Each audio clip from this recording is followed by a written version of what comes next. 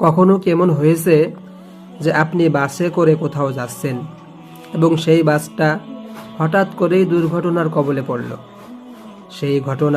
সেই দুর্ঘটনায় মারা গেছে আপনার পাশের যাত্রীটা, কিন্তু আপনার তেমন কোনো ক্ষতি হয়নি।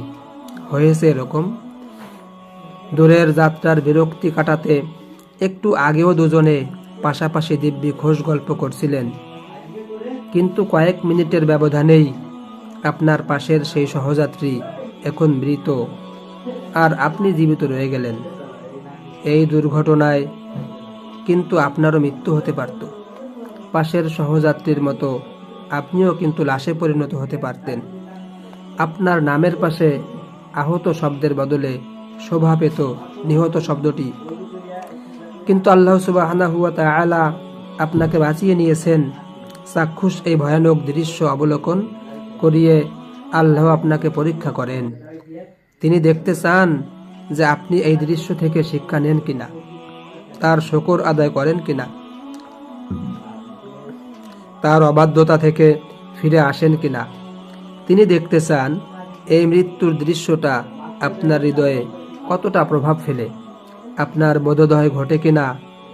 এরকম বিভীষিকাময় দৃশ্য দেখে আপনি মৃত্যু ভয়ে কাতর হয়ে পড়েন কিনা, সেটাই হলো আপনার জন্য পরীক্ষা। জীবনে এমন আরও বহু ঘটনার সাক্ষী আপনি হতে পারেন। লন্ডনে যাওয়ার জন্য আপনি বুধবার সকালের বিমানের টিকিট চেয়েছেন, কিন্তু পেয়েছেন বুধবার বিকেলের টিকিট। সকালের টিকিট না পাওয়ায় আপনার প্রচণ্ড মন খারাপ। হতে পারে সকালের টিকিট না পাওয়ায় লন্ডনে কোনো একটা পার্টিতে আপনি অংশগ্রহণ করতে পারবেন না।